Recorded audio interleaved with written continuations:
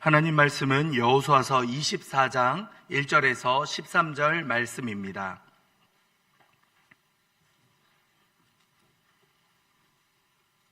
여호수아 24장 1절에서 13절 말씀입니다. 교독합니다. 여호수아가 이스라엘 모든 지파를 세겜에 모으고 이스라엘 장로들과 그들의 수령들과 재판장들과 관리들을 부르매 그들이 하나님 앞에 나와 선지라. 여호수아가 모든 백성에게 이르되 이스라엘의 하나님 여호와께서 이같이 말씀하시 곧 아브라함의 아버지 나홀의 아버지 데라가 강 저쪽에 모조하여 다른 신들을 섬겼으나 내가 너희의 조상 아브라함을 강 저쪽에서 이끌어내어 가나안 온 땅에 두루 행하게 하고 그의 씨를 번성하게 하려고 그에게 이삭을 주었으며 얘는 야곱과 에서를 주었고 세일산의 소유를 주었으나 야곱과 그의 자손들은 애굽으로 내려갔으므로 내가 모세와 아론을 보내었고 또 애굽에 재앙을 내렸나니 곧 내가 그들 가운데 행한 것과 같고 그 후에 너희를 인도하여 내었노라. 너희의 조상들을 애굽에서 인도하여 내어 바다에 이르게 한즉 애굽 사람들이 병거와 마병을 거느리고 너희의 조상들을 홍해까지 쫓아오므로 너희의 조상들이 나 여호와께 부르짖기로 내가 너희와 애굽 사람들 사이에 흑암을 두고 바다를 이끌어 그들을 덮었나니 내가 애굽에서 행한 일을 너희의 눈이 보았으며 또 너희가 많은 날을 광야에서 거주하였느니라. 인도하여 저쪽에 거주하는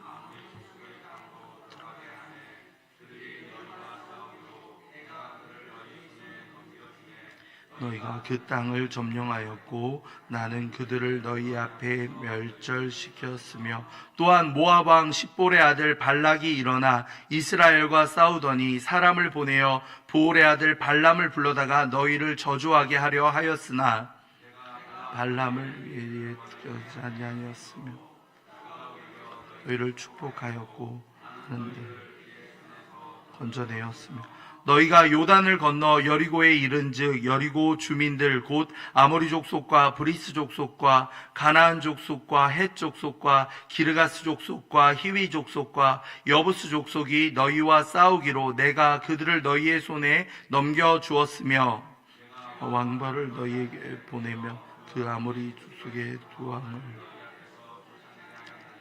너희의 칼이나 너희의 벌써 이같이 한 것이 아니며 내가 또 너희가 수고하지 아니한 땅과 너희가 건설하지 아니한 성읍들을 너희에게 주었더니 너희가 그 가운데 거주하며 너희는 또 너희가 심지 아니한 포도원과 감람원의 열매를 먹는다 하셨느니라.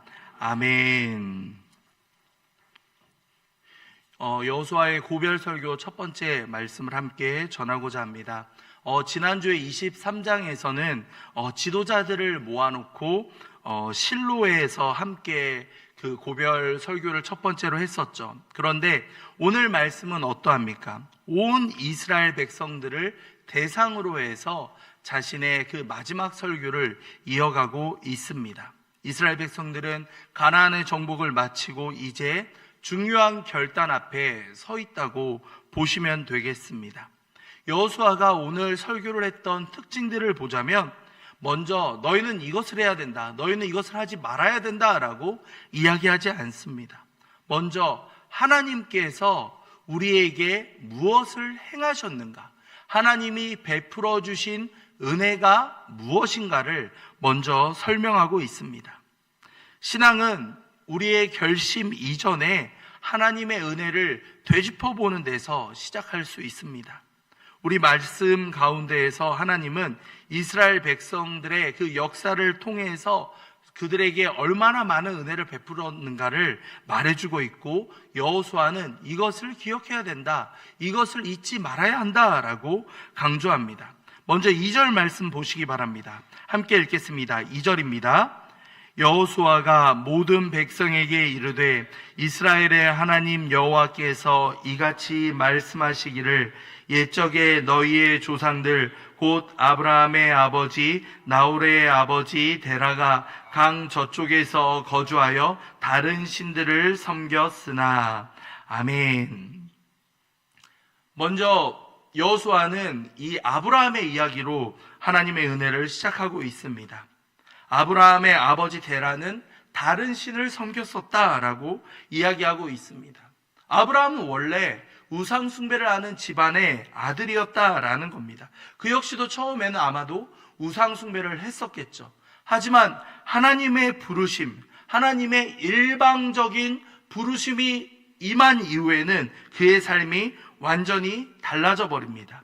3절을 볼까요? 내가 너희의 조상 아브라함을 강 저쪽에서 이끌어내어 가나안 온 땅에 두루 행하게 하고 그의 씨를 번성하게 하려고 그에게 이삭을 주었으며 라고 말하고 있습니다. 이제 이 이야기하는 관점이 하나님으로 바뀌어서 나라고 하면 이제 하나님을 의미하게 되죠. 하나님께서 아브라함에게 일방적으로 이끌어내었다라는 표현이 등장하고 있습니다. 오늘 말씀을 보시면 내가 라는 표현이 계속해서 나온다라는 것을 발견하셨을 겁니다.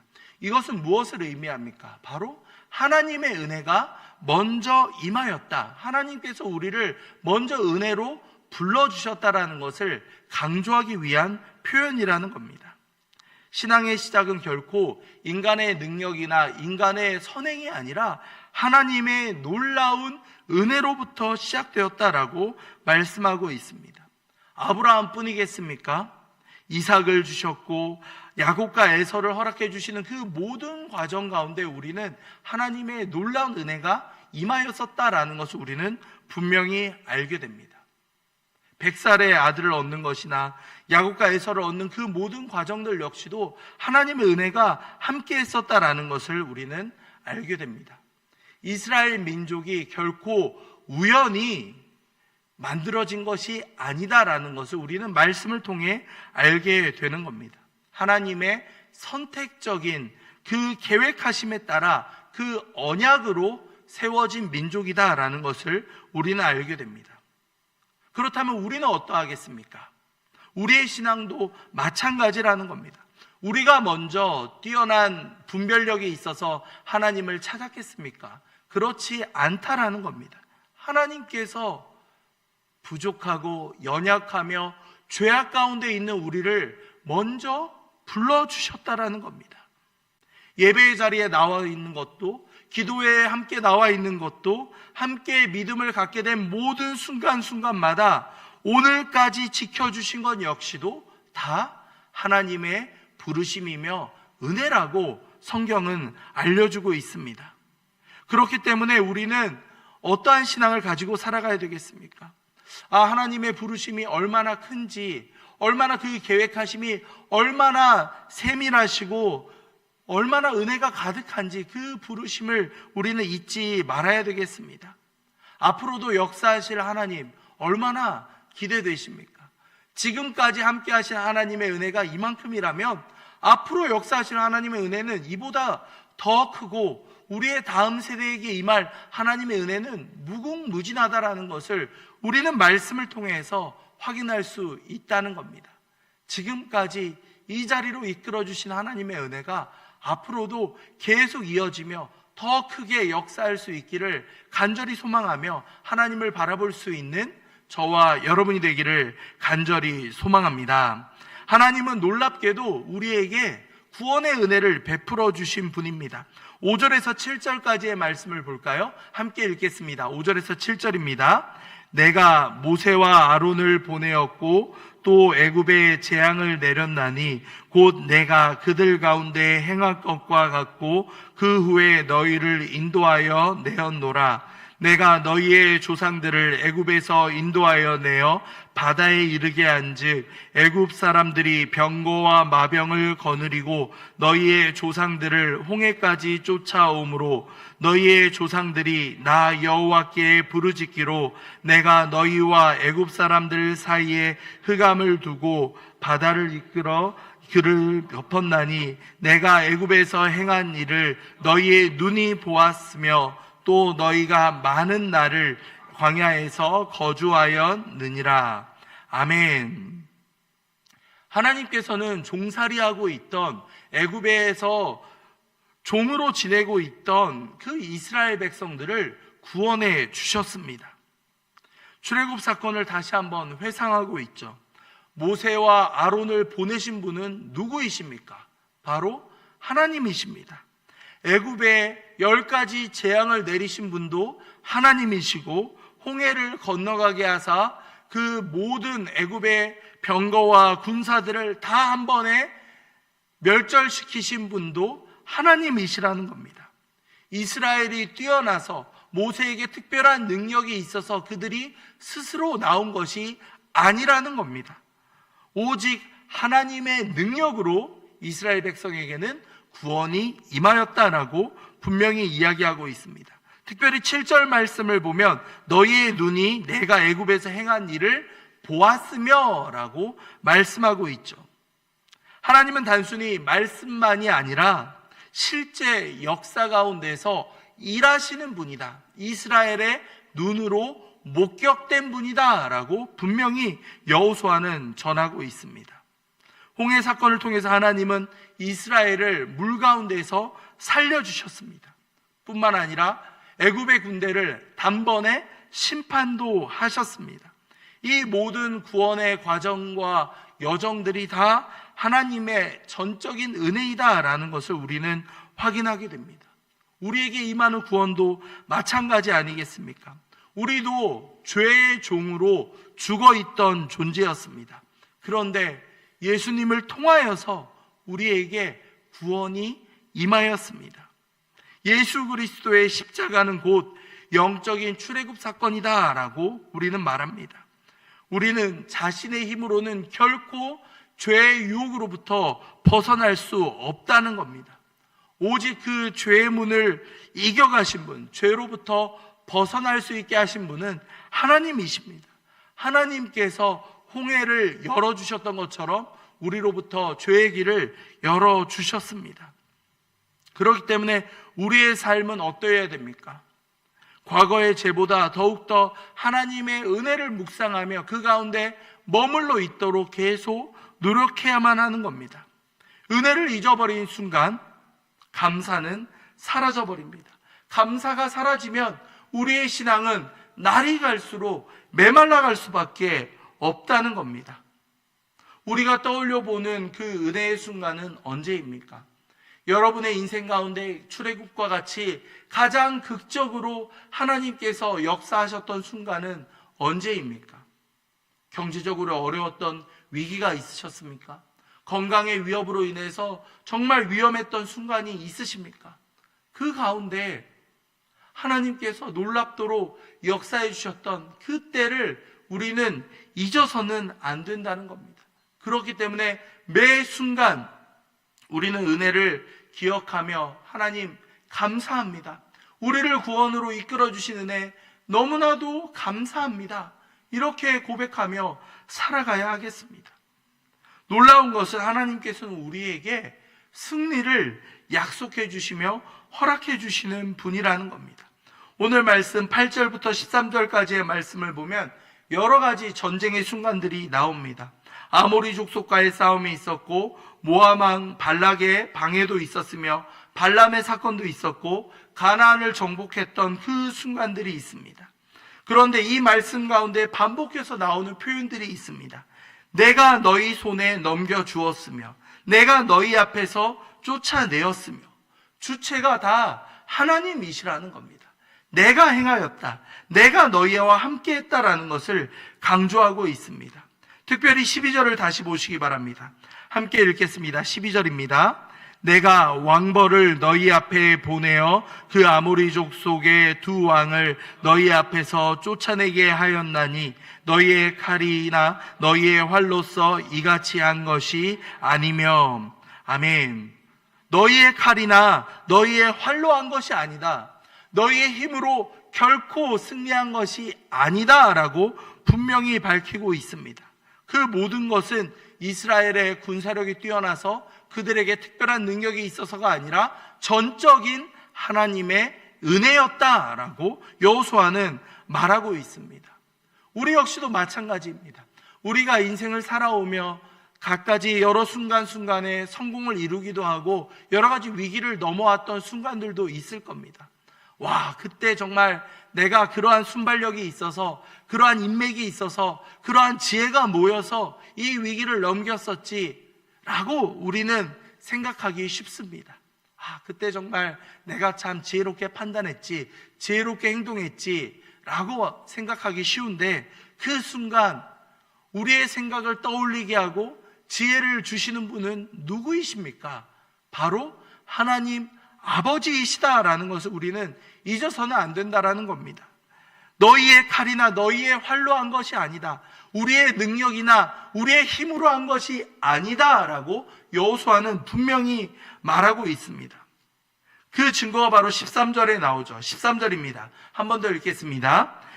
내가 또 너희가 수고하지 아니한 땅과 너희가 건설하지 아니한 성읍들을 너희에게 주었더니 너희가 그 가운데에 거주하며 너희는 또 너희가 심지 아니한 포도원과 감람원의 열매를 먹는다 하셨느니라. 아멘. 이들에게 약속되어 있던 땅에는 무엇이 있었습니까? 수고하지 않은 땅을 그들이 받았습니다. 건축하지 않은 성읍을 받았습니다. 심지 않은 포도원과 감람원의 열매를 먹었다라고 기록하고 있습니다. 그들이 수고하지 않았는데, 노력하지 않았는데 하나님의 놀라운 은혜가 예비되어 있었다라고 말씀하고 있는 겁니다. 우리의 인생 가운데에도 하나님께서 주신 것들이 얼마나 많은지 모릅니다. 내가 만든 것 같지만 사실은 하나님이 주신 기회였습니다. 내 능력 같지만 사실은 그 가운데에 놀랍도록 하나님께서 친히 역사해 주셨던 결과였다라고 우리는 고백할 수 있지 않겠습니까? 우리는 결국 우리의 자랑이나 우리의 높음이 아니라 오직 하나님의 은혜만을, 하나님의 그 일하심만을 자랑할 수 있다라는 것을 우리는 알게 됩니다.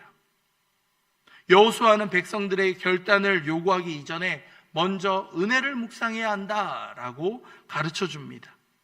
하나님은 우리를 부르셨고 우리를 구원의 길로 이끌어 주셨으며 우리에게 승리를 안겨 주셨습니다. 우리가 노력한 것보다 그 이상으로 하나님께서는 우리에게 예비해 주신 놀라운 은혜들을 베풀어 주셨습니다. 신앙이란 그 은혜를 매 순간순간 곱씹으며 살아가는 그 시간들이라고 할 수 있겠습니다.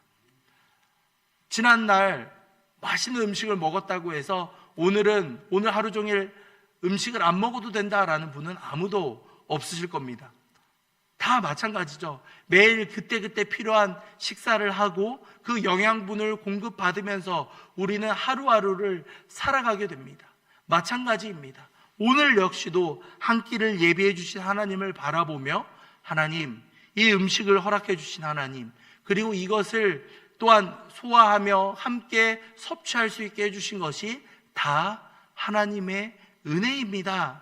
우리는 이렇게 고백해야 되겠습니다. 그러기에 우리의 입술에는 여기까지, 지금까지 인도해 주신 것은 다 하나님이십니다. 우리의 이 고백이 함께 흘러 넘쳐야 되겠습니다. 이 시간 말씀을 생각하며 함께 기도할 때 이렇게 고백해 주시기 바랍니다. 여기까지, 지금까지 인도해 주신 하나님, 너무나도 감사합니다. 우리를 불러주시고 우리를 구원해 주시며 우리를 승리의 길로 이끌어 주신 하나님, 앞으로도 주님만을 묵상하며 살아가는 겸손한 하나님의 백성이 될 수 있도록 아버지 도와주시옵소서. 여호수아가 이스라엘 백성들에게 권면했듯이 우리 역시도 우리의 다음 세대를 향해, 우리의 자녀들을 향해 권면하며 하나님을 묵상하라고 이야기할 수 있는 우리의 부모 세대가 될 수 있도록 아버지 도와주시옵소서. 함께 기도하도록 하겠습니다.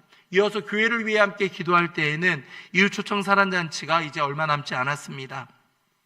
작정한 VIP들이 하나님께로 올 수 있도록 아버지 인도해 주시며, 또한 만남을 통하여서 그 가운데 하나님의 은혜와 지혜가 함께할 수 있도록 주님께서 이끌어 주시옵소서. VIP들의 마음 문을 열어주시고 하나님께 올 수 있도록 도와주시옵소서. 함께 기도하도록 하겠습니다. 이어서 리모델링 공사를 은혜 가운데 잘 마치게 하신 하나님께 감사하며 나아갑시다. 우리의 다음 세대가 은혜 가운데 계속해서 하나님을 예배할 수 있도록 도와주시옵소서. 함께 기도하도록 하겠습니다. 이어서 우리 환우들을 위해서 기도할까요? 육신의 연약함과 아픔들로 인해 연로하신 어르신들과 또한 환우들이 있습니다. 아버지여, 이들에게 찾아가 주사 주님 도와주시고 주님의 은혜를 베풀어 주시옵소서. 함께 기도해 주시기 바랍니다. 마지막으로 담임 목사님을 위해 기도할 때 우리 목사님 날마다 강건하게 붙잡아 주시며 능력 위에 능력을 부어주사 모든 사역을 능히 감당할 수 있도록 우리 목사님 굳게 붙잡아 주시옵소서. 함께 기도하신 이후에 각자의 기도 제목으로